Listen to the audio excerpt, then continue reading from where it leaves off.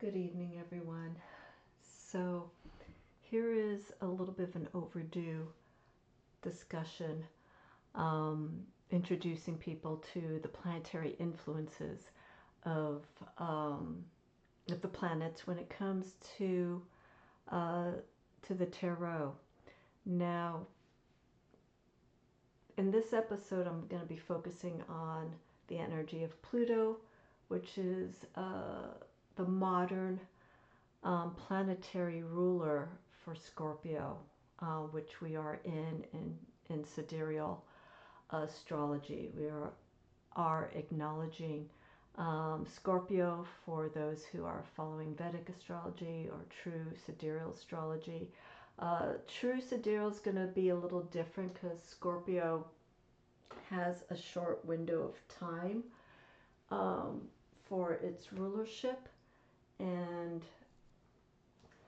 Scorpio with true sidereal uh, in the constellation acknowledges Scorpio from November 23rd to December 6th.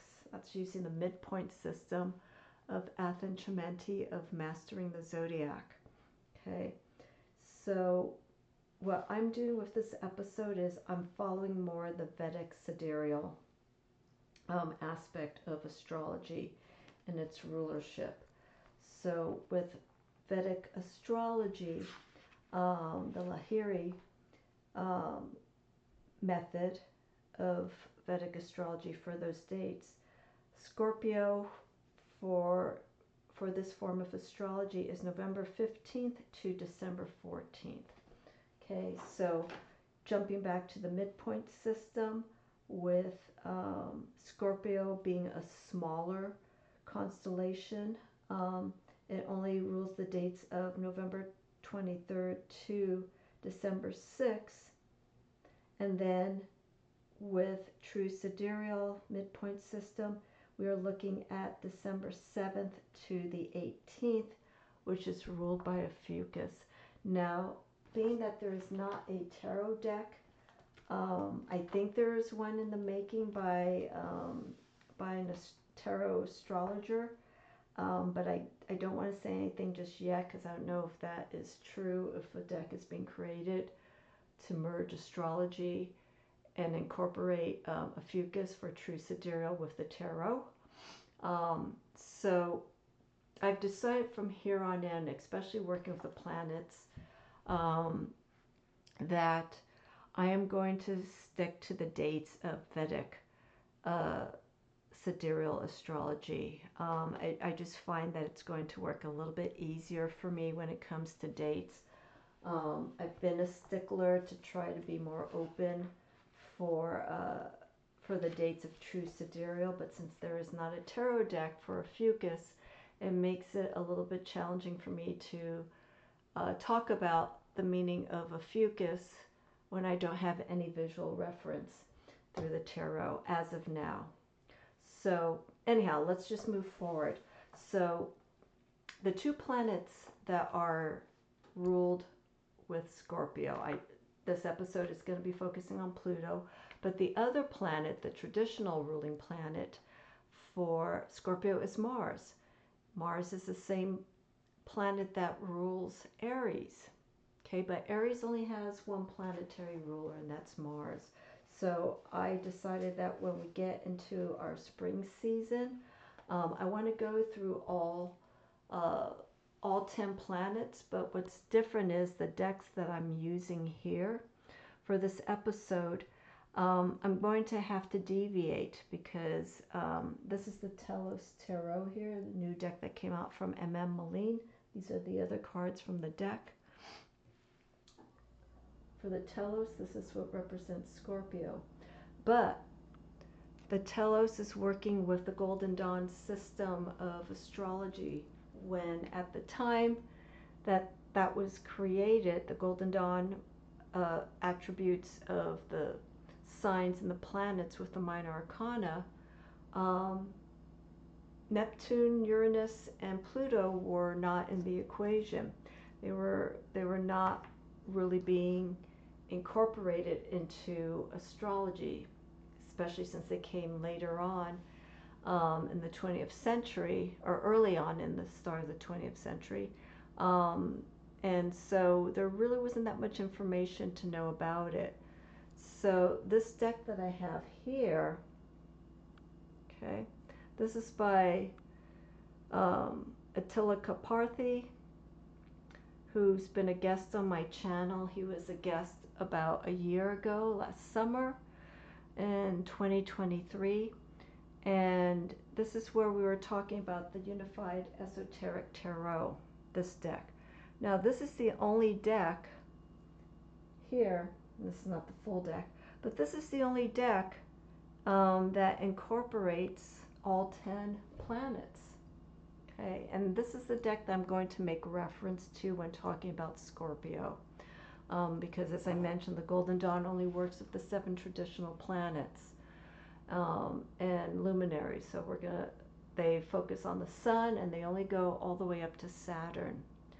And so, as I mentioned, Pluto is the modern sign associated with Scorpio, but also keep in mind that Pluto is, astronomically speaking, it's not even recognized anymore as a planet. It's seen more as a dwarf star, a star that's just shrinking. And I think the name Pluto's not even astronomically being assigned to this formerly known as Pluto. I think it's been given a number or something, because it is shrinking, it is disappearing. And so, keeping that in mind, I think it's fascinating to know that this dwarf planet, this star that's just dwindling away or shape-shifting, is actually perfect for the sign of Scorpio, right? Scorpio, transformation, regeneration, letting go. Those are some of the key words of Scorpio energy, and also what Pluto does. Pluto is all about breaking down, destruction, but also revealing. There's a reason why Pluto's energy is the way that it is, and it's generational. There's a long gap of time for a Pluto return. I think it's like 140 years. So none of us are going to experience a Pluto return, let alone a Uranus return. I think Uranus is like 82 or 87 years, so maybe if we live that long, we'll experience it, but I don't know if we'll fully understand what's going on at that age. I don't know. But going back to Pluto, this planet that's no longer being acknowledged by astronomical officials,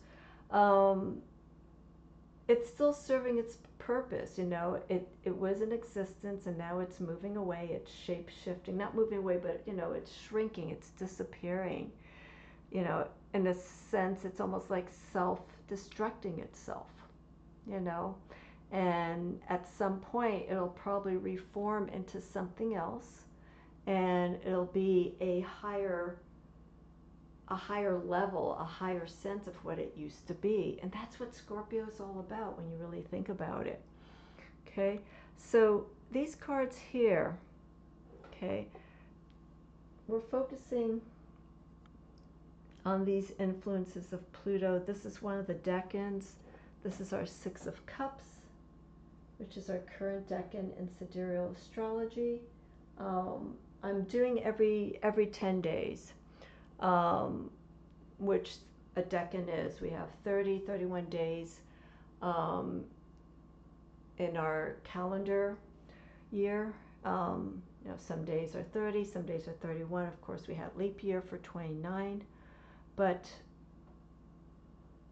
I still want to break this down, even though the signs are the same. But what's different here is, since I'm working with this deck, Unified Esoteric Tarot, what the Golden Dawn had for the 7 traditional planets in relation to the decans is different with this deck, because now we're adding 3 planets into the equation of the decans. So everything's going to have to be moved. And Attila Karpathy spent lots of time, decades, trying to find where the placement astrologically would work when it comes to the relationship with the sign. So we still have the same decan placement, 5, 6, and 7, for the sign of Scorpio. 8, 9, and 10 is Sagittarius, and then 2, 3, and 4 we go into Capricorn. But the planets are different; they're placed in a different realm. So here I have our 6 of Cups, again to represent our current decan as of this recording. Going from, we're doing, let's see, we're doing November. Gotta look at my calendar here again to acknowledge the month of Scorpio. We are doing the 15th to the 14th. So our first decan will be our 5 of Cups, which would be November 15th. Add 10 days to that. That would be the 25th. Add the 26th to November 4th. So we're going from we're going from November 26th to December 4th, which would acknowledge, or December 5th, which would acknowledge our 6 of Cups. Okay, and then from December 5th to the 14th, give or take 10 days, I think I'm getting a day off, then we go into our 7 of Cups. So this is right now astral decan wise for sidereal. This is where we are right now, 6 of Cups. Okay, but we're seeing here right now this influence of pleasure is being influenced with the decan of the Sun of Scorpio. Okay, I'm not going to talk so much about the decans because I really want people to folks to understand the power of Pluto. There's been talk about Pluto when, astrologically in Western, it is seen that it's in the sign of Aquarius. But sidereally, we are in the sign of Capricorn. And so I am feeling very strongly the relationship of Pluto and Capricorn. Okay, Capricorn's all about structure. It is all about order. It is all about restrictions, limitations, things that are maybe posed on us or things that we may place upon ourselves, self-imposed. It's also about time. Okay, with Capricorn, because Capricorn's ruled by Saturn. Saturn's earth. Pluto is fire. Okay, so this structure, this rigidity of Saturn influence in Capricorn is Capricorn's being challenged now by Pluto. It's telling us to break down the ways of doing things, breaking down the traditional ways of saying things, working with time in a better way so that we can move forward. I think when Pluto's in Capricorn, there's this shaking up of institutions and changing things in a way that we can see things for what it really is. Okay, and so especially here in the US with the recent elections, there's a bit of a crossover with this Pluto in Capricorn and Pluto in Aquarius. Okay, Aquarius is seeing now the lighter side, the larger perspective of things. What is going to happen at this point? Okay, how can we see this destruction that we were getting of breaking down the old ways, traditional values with Capricorn, and how can we change this? Okay, quite a few people are feeling quite the opposite. They're feeling like we're still stuck in old ways of doing things, and that could be true with this Pluto and Capricorn placement.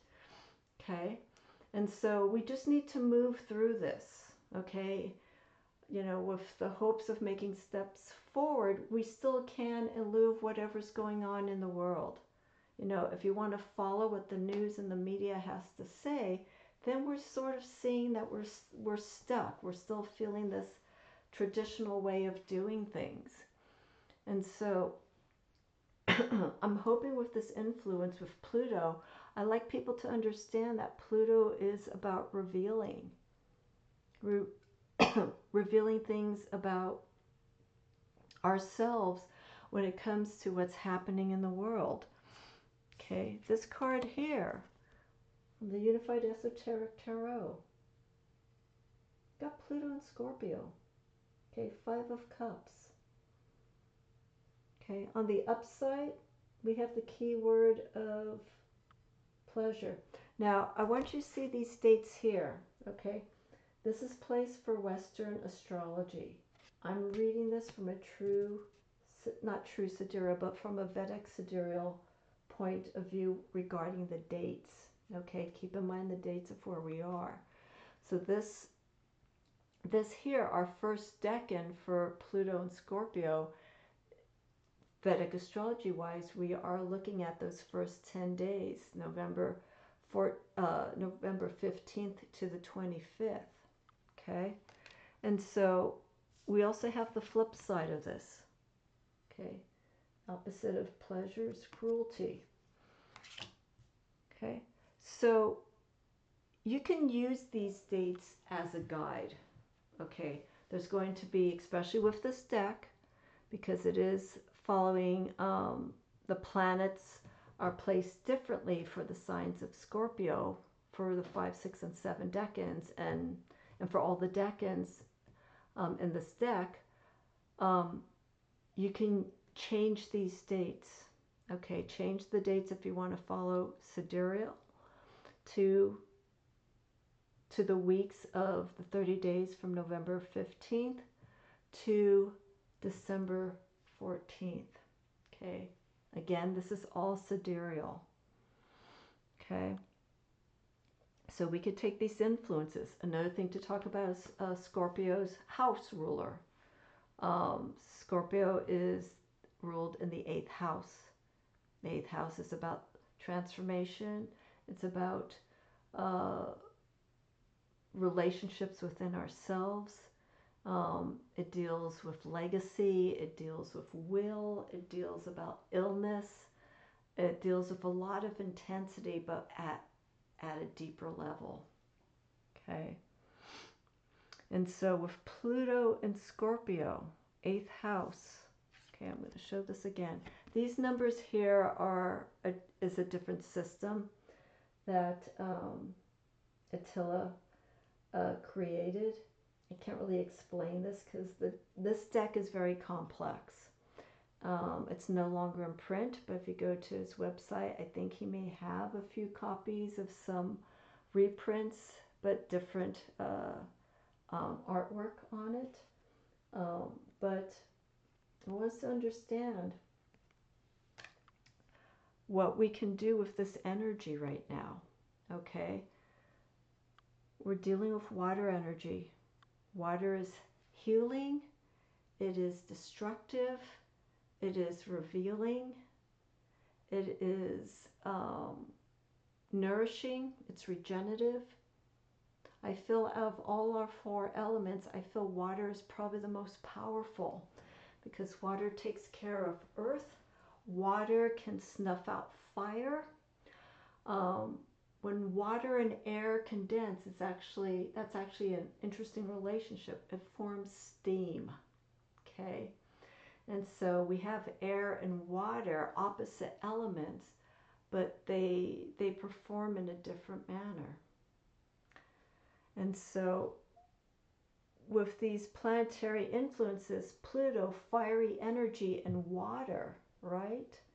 It's how does Pluto work in those realms, right? We have Pluto in these other signs like Taurus, Pluto in Cancer. Look and see where your Pluto placement is and see how that sign that it's in and the element that it's in, how it can actually be of be of a good destructive influence, breaking down, revealing.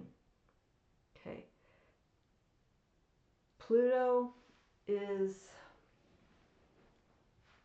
a very special planet, or I should say a dwarf star. It has a lot of force and influence in astrology. And it's nothing to be feared of. All these slower moving planets, we have our Saturn, Uranus, we have Mars, some of these heavy, fast moving, hard hitting planets. They're meant for us to learn something from. Okay, and that's something that we can't take for granted. All right, so when we look at Pluto, okay, I also want you to look at the symbol here. See right here, we have the cross of matter. We have our circle, all-encompassing energy that's being supported by this curve. Okay. It looks like it could be feminine energy with the cross being down, or a masculine energy with the cross being down. And so it's really important to understand that Pluto is a planet of movement. It can be very rushed, it can be very intense. And Scorpios like this. Scorpios like intense transformations. They can go from being blonde to dark hair and just completely shape-shifting who they are. Because that intensity, that deep knowing of what's going on inside, or what's churning inside, and how they want to reveal themselves and express themselves, comes from that movement, comes from the Mars influence, and then the Pluto of just like, this is how I am right now. You know, this is the style, this is my attitude towards things. That's old. This is now me. This is now the new me at this time. And Scorpio is going to let people know of it. And to understand, you know, what's going on here. These other signs that we have here, I want to show you this, or these other planets and these decans here. Okay. Transcendence.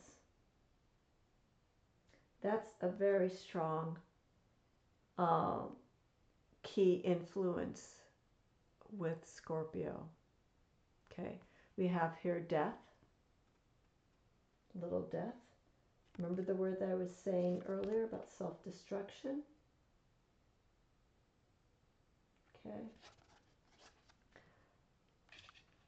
The self-destruction that happens with Scorpio and the influence of Pluto is not necessarily one that is meant to be harmful. It's sometimes needed. You know, sometimes it has to be aggressive with Scorpio, you know, to just like really do things in such a way, you know, like changing the energy in their house, you know, making it either dark or making it lighter, just making it where and what it needs to do to help Scorpio, you know, move through things. And these other cards here, we have Neptune and Scorpio. Neptune is ruled by the sign of Pluto, or I'm sorry, Pisces. Pisces is also ruled by Jupiter. We will talk about Neptune in Pisces when we get to that sign in the new year, new astrological year, towards the tail end. But here we're seeing an enlightenment of this Neptune and Scorpio. Okay, I'm just going to talk a little bit about these other planets because they are placed differently. This is for our Six of Cups. Six of Cups here with this deck is assigning Neptune and Scorpio. While in the Golden Dawn system, the Six of Cups is seen as the Sun of Scorpio. Okay, again, this is our current decan right now, sidereally. So you can work with either of these two influences. The thing I enjoy about the Telos Tarot, Tabula Mundi, and some of these other Thoth-inspired decks is that there's no dates. Okay, so when there's no dates on decks like this that are working with the astrological placements with the minor arcana, it makes it easy for you to work with whatever date system you want to follow. Here it's a little bit harder because it's following Western astrology, and also it's not harder, but you know, we have to follow it in a different way. The dates here are different. Does it follow the Golden Dawn system? The only thing that doesn't change is the decan placements for that sign of Scorpio. Okay. It's still a water element. Scorpio hasn't changed elements or anything like this. It's just a planetary placement. So the Enlightenment, Neptune is a water planet in Scorpio. So is Moon. The Moon in Scorpio. This is our Seven of Cups. Okay. So we have Pluto in this deck, fire, and then we have double water.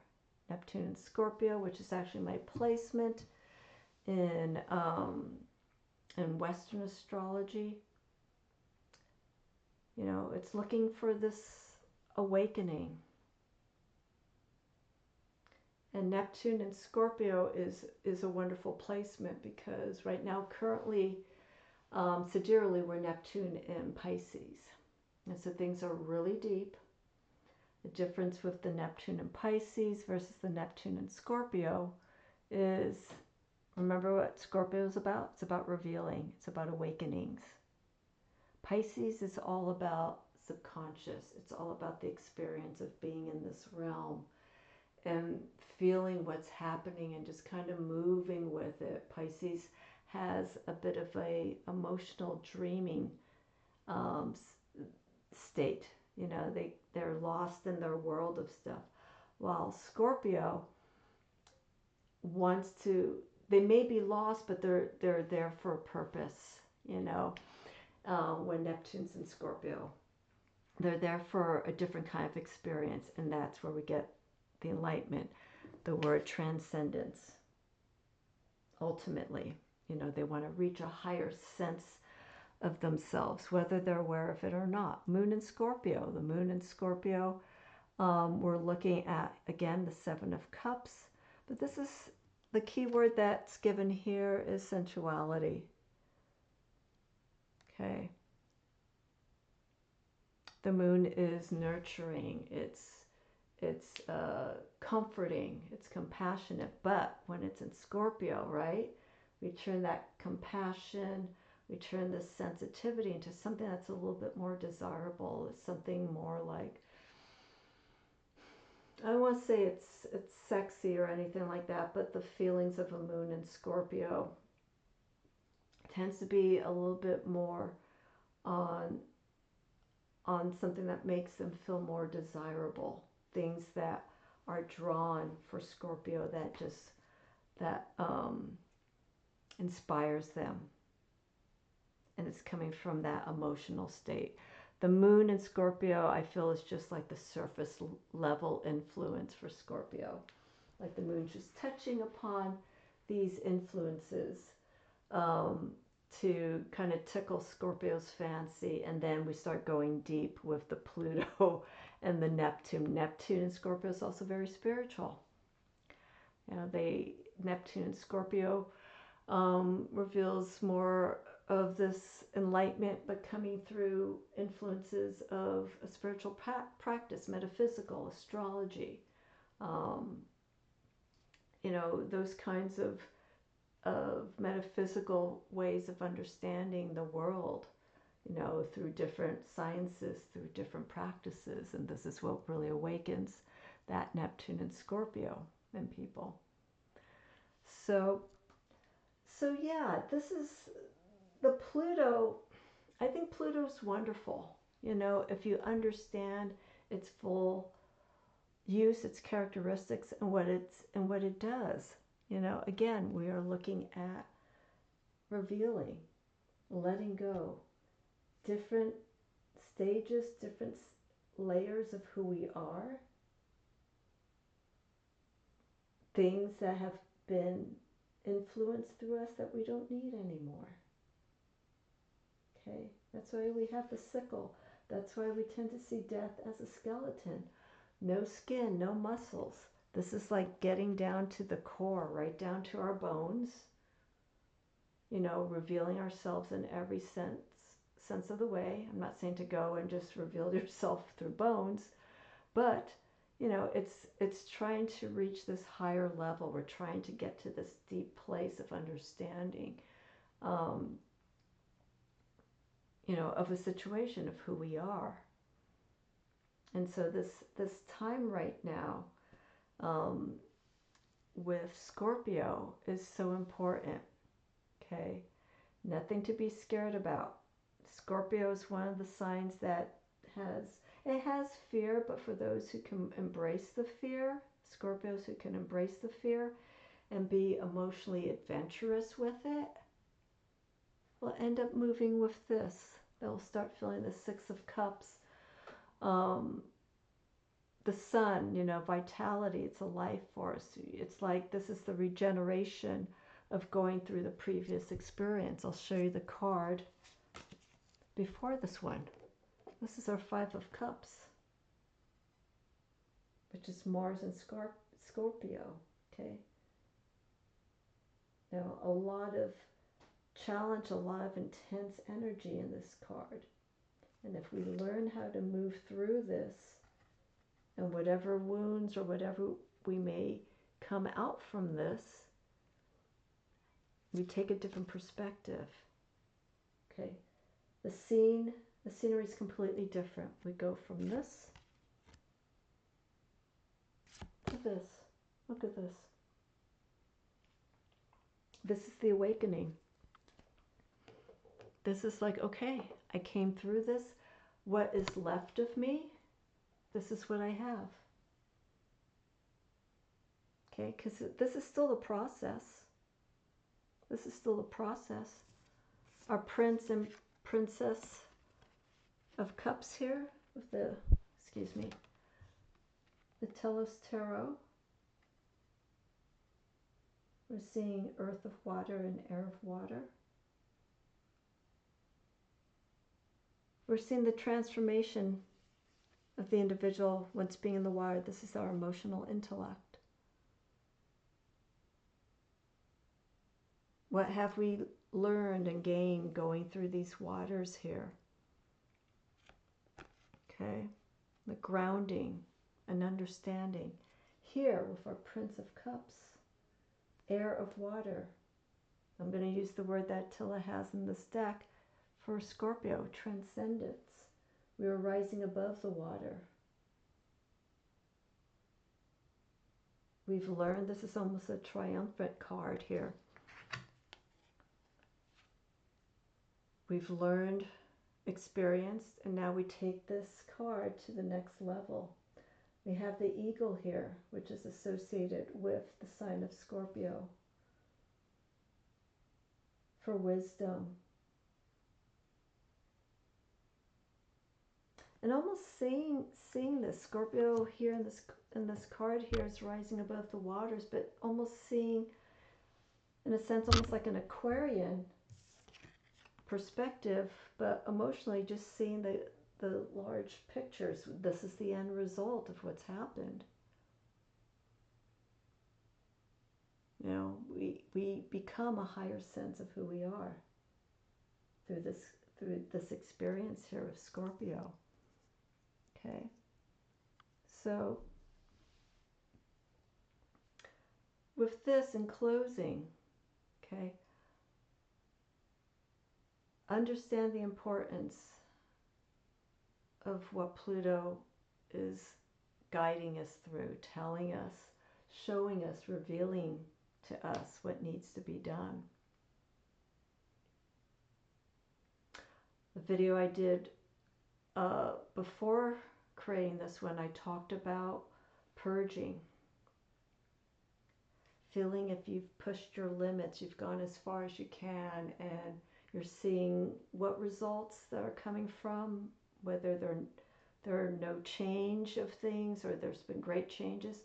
What are you going to do to take those experiences to the next level? Okay, that's what we need to understand with Pluto's energy.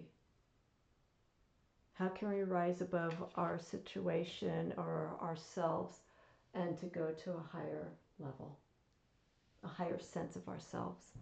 Okay, so I'm going to keep this again very simple because, you know, there isn't a tarot deck with the exception of Attila's deck, Unified Esoteric Tarot, where it addresses the 3 modern planets. But again, the planetary placements with this deck are different from the Golden Dawn, okay, because of how the Golden Dawn placed the 7 planets based on speed. Attila had to change this, okay, and I'm not quite clear as to the placements of Pluto, Neptune, and the Moon. I believe we may have talked lightly about this, but it's very complex. But this deck here is very good to walk through, and it slows down the process of what we normally know and how we use the tarot, especially understanding the planetary energies of the influences in the signs. Okay. So here, Moon in Scorpio, Neptune in Scorpio, water influences, but the intensity and the influences of these signs or of these planets work differently for the influence, the planetary influence for these signs. Pluto, of course, fire and water. Water, Neptune in Scorpio, water, water. Moon in Scorpio, water, water. Feminine energy, very strong, where we get the sensuality,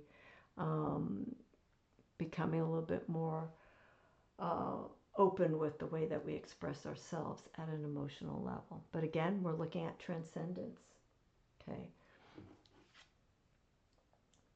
Going to that higher level, transforming, rebirthing, okay?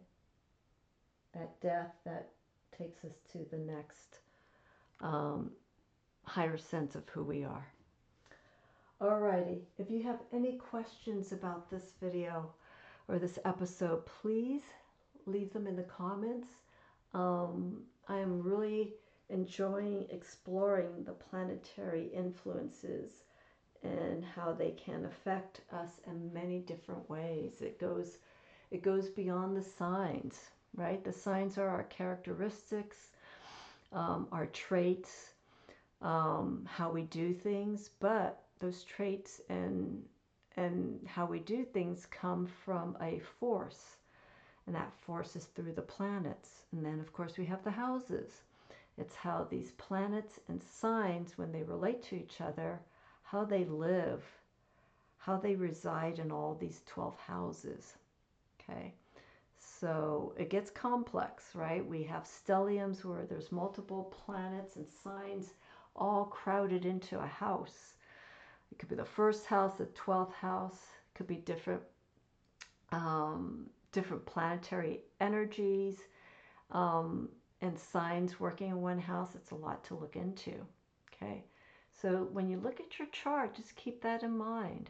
Okay, and again, if you have any questions regarding, I don't interpret charts. I can guide individuals through charts and give like a brief overview. But if you need assistance with that, feel free to contact me if you have any questions about that. But I could guide you briefly with your chart, but also get more clarity with it through astrology or through the tarot. Okay, and merging the astrology in with the tarot. Alrighty, thank you again for watching. I am looking forward to providing more content on my channel. I'm going to make this channel more educational and sharing more information like this for everyone. Look out for workshops if you'd like to have a tutorial with me about anything that I've talked about regarding the decans, and planetary influences with the signs and within the tarot. Let me know, because I'd love to put a course together. I just need to get enough interest to make this happen. Okay, all my contact information is in the description. My website. Contact me for bookings. Over the holidays, if you'd like to gift someone a reading, reach out to me and we can set up something for you. Okay? Have a wonderful week, everyone, and happy Scorpio month. I will see you all in the month of Sagittarius.